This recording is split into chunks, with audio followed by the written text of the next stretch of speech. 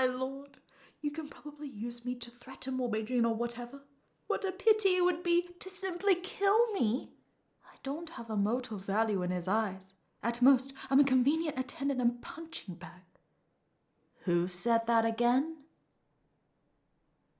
Humans have a saying, modesty is a virtue. Before he had finished the word virtue, Shan Qinghua threw out his hands, yelling, Behold, my black sun immortal fire! Numerous balls of roiling red flame shot through the air. Frightened, Lin Guanjun darted aside to dodge. However, the flames extinguished the second they hit the ground. It clearly wasn't black sun immortal fire, which was impervious to wind or water. That bastard Shan Qinghua was just tricking him. Lin Guanjun was enraged, new resentment fanning old hate. Casually brushing his hand over a dangling drop of dew on a drooping leaf, he aimed right at Shan Qinghua and attacked. Shan Qinghua only felt a chill in his calf before his leg had been shot through by an ice bullet solidified by demonic energy. He couldn't have run even if he wanted, and he crashed to the ground with a thud. Lin Guanjun lightly pushed a foot into the kneecap of Shan Qinghua's other leg and pressed down. You're just like a cockroach. Too good at running. I'll destroy your leg first. We'll see how you run then. Shan Qinghua didn't have any of the integrity required to remain unyielding in the face of destruction, and his soul nearly fled in a fright. My king! Speak of the king, and he shall appear. An ink-blue silhouette fluttered into view like a spectre. 2 balls of black qi collided with a crack. Lin Guanjun clutched one of his legs, now broken at the knee, crazed with anger. You brat, do you have to show up so promptly? Can't you wait a bit longer? Can't you wait to arrive until I've already brought down my heel? With a kick, Morbidrin broke his other knee, then said coldly, I can't. Lin Guanjun was quite strong-willed. Both his knees had been pulverized into powder, but he didn't scream. Instead, he cursed his nephew out all the more hysterically. You really are the seed of your frozen-faced father. You could have been like anyone, but you had to be like him. Turtle and tortoise born in the same nest. He steals and so do you. He died early, so why can't you die early too?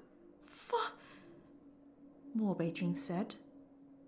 Keep cursing and I'll send you on to keep him company. Shan Qinghua stared, tongue-tied. Though he knew Lin Guanjun had always nursed a deep resentment toward his older brother, he never thought it would be deep enough to make him wholly lose his poise and shout abuses in the street. Amidst Lin Guanjun's crazed curses, Morbidrin casually flipped his hand and tossed him into the ravine. Falling down the ravine like that might kill a human, but a demon certainly wouldn't die. Shan Qinghua didn't remind him to pull the grass up by its roots. This was Morbidrin's own uncle, and his father had doubtlessly told him that no matter what Lin Guanjun did, to be a bit indulgent with him. In truth, Shan Qinghua didn't want to remind Morbidrin of anything at all. If he could let him forget Shan Qinghua's existence entirely, that would be even better. Morbidrin withdrew his gaze from the bottom of the ravine. Stop right there. Shan Qinghua, dragging a perforated calf, had been about to furtively slip away. He hadn't expected to be exposed until that shout, and he froze in place. Even a pervert caught red-handed wouldn't have had as guilty a conscience. He listened to the sound of Morbidrin's footsteps treading across frost and cracking ice as he walked over, and he hurriedly covered his own face. Morbidrin seemed to be in quite the temper today. He wasn't the least bit aloof. What are you doing? Didn't you say never let me see you again? 尚清华 asked awkwardly. There's no way for you not to see me now, so I'll just cover my face. 莫北君 lifted his hand, and 尚清华 covered his head out of habit. Silence. 莫北君 separated his two arms and straightened them. If you let me see you do this sort of thing again, you won't be keeping your hands. There was just a hint of teeth-gnashing fury in his tone. 尚清华 reflexively wanted to cover his head again, but he managed to choke it down for the sake of this pair of hands, which had toiled so heroically as they typed on his keyboard. Struggling to hold it all in, he began to shake and shake. He shook until Mo Beijing said, Am I that frightening? Actually, not really, said Chang Qinghua. It's just that I always feel like you're going to knock me around a bit, my king. Before, the hitting or kicking, it was whatever. But now that you've officially succeeded to the throne, your cultivation cannot be compared to what it once was. You could make raging waves beat the shore or send stones flying to pierce the clouds with a single strike. I'm afraid I couldn't endure even a few of your hits. Shut up, said Mo Beijun. Follow me. Come. Shang Qinghua threw caution to the wind and firmly threw himself on the stone wall like a lizard. I won't come. No, I want to leave. I want to return to my old home. If I let you hit me back, then will you not go? Mo Beijing asked. Especially if I stayed to let you beat me up 3 times a day, I might as well... What? Hit him back. Let me hit him back. Mo Beijing is willing to let me hit him back. In order to stop me from leaving, Mo Beijing is willing to let me hit him back. This staircase of words cycled through Shang Qinghua's thoroughly shocking brain again and again. Mo Beijing lifted his chin, stiff and unmoving, emitting a bold aura of, hit me however you like, I won't retaliate. Nevertheless, he kept sneakily glancing at Shang Qinghua out of the corner of his eye. When Mo Beijing didn't see him move even after a while, he seemed to suddenly grow happy. Although when he was happy, the only sign was that the tips of his eyebrows raised a touch higher. You're not going to do it? He asked. Time's up. Fine. I won't let you hit me. Let's go. Wait a minute. I didn't say I wouldn't do it, thought Shang Qinghua. There was a time limit? Mo Beijing, the tiny lift of his brow hiding that extremely covert hint of pleasure, dragged Shang Qinghua away and broke into a run. Shang Qinghua thereupon began to wail. Ow, fuck, that hurts, that hurts, that hurts. My king, you take a look at me, look at me, look at me. Mo Beijing indeed looked at him, then looked at his bloody leg. After a moment of silence, he tried to carry Shang Qinghua on his shoulder. Shang Qinghua howled like he was dying. My king, spare me, my king, spare me. If you carry me like this the whole way, this leg of mine really will be ruined. Then what should I do? Mo Beijing asked. What about find me a doctor first? Shang Qinghua suggested, eyes filled with tears. With a click of his tongue, Mo Beijing turned and left. A gust of cold wind blew by the abandoned Shang Qinghua, dumbstruck like a wooden chicken. Had Mo Beijing decided he was too much trouble? After some time, Mo Beijing returned, and he was dragging a handcart stolen from who knew where. The wooden chicken finally became a living chicken, the oh-so-mighty second-in-command of the demon race, noble and aloof chief of the icy Morbei clan, lowering his dignified self to drag a broken-down handcart that completely clashed with his image. This scene was amazing. With a chuckle, Shan Qinghua broke down again.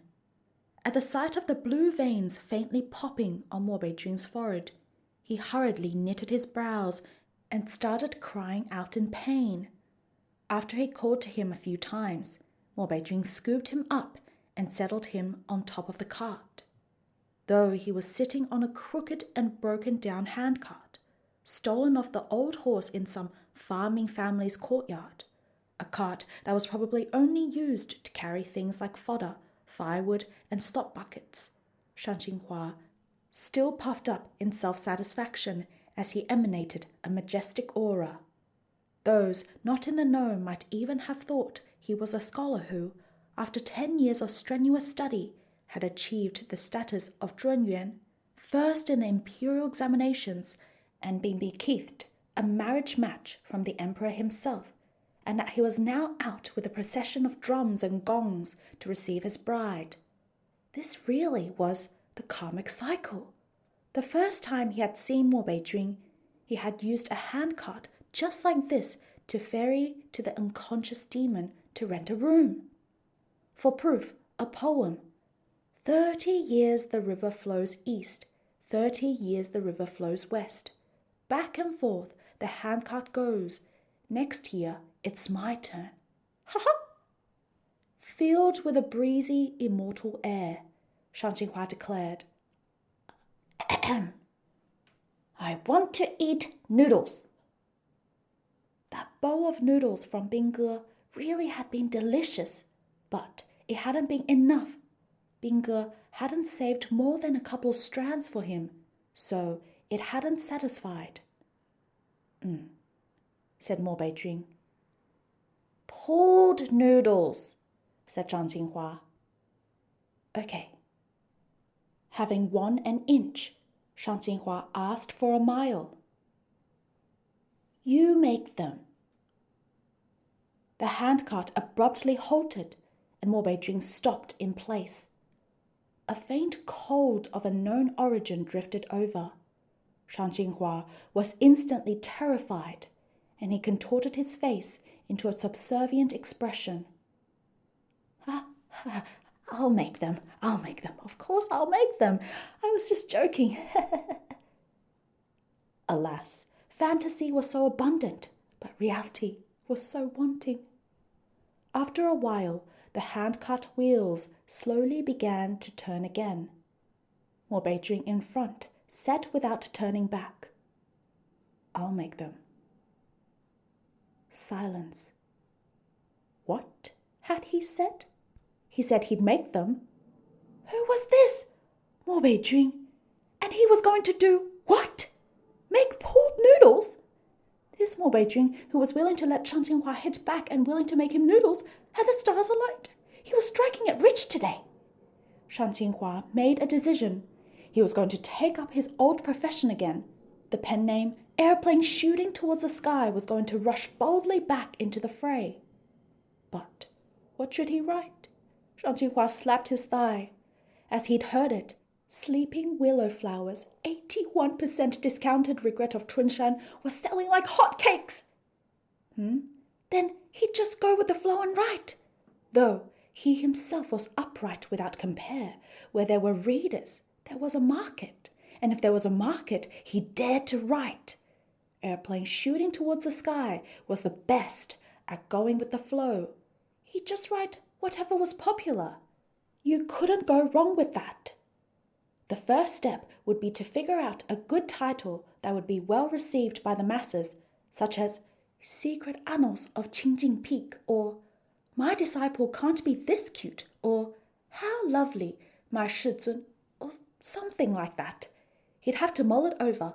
His prose wasn't as good as Sleeping Willow Flowers, but that was all right. Airplane Shooting Towards the Sky had never sold because of his writing style. On top of that, Airplane Shooting Towards the Sky didn't like how Sleeping Willow Flower, the 3 Holy Mothers, and the rest kept such a tight focus. They wrote all kinds of stories, but in the end, they were only ever about Shen Qingqiu and Luo Binghe. Their scope was way too narrow. In fact, as he saw it, it was entirely possible to be more daring and unbridled. For example, if you were calling it Regret of Chunshan, why limit yourself to one couple? With a beauty like Liu Qingge on hand, wasn't it just a pity not to write him?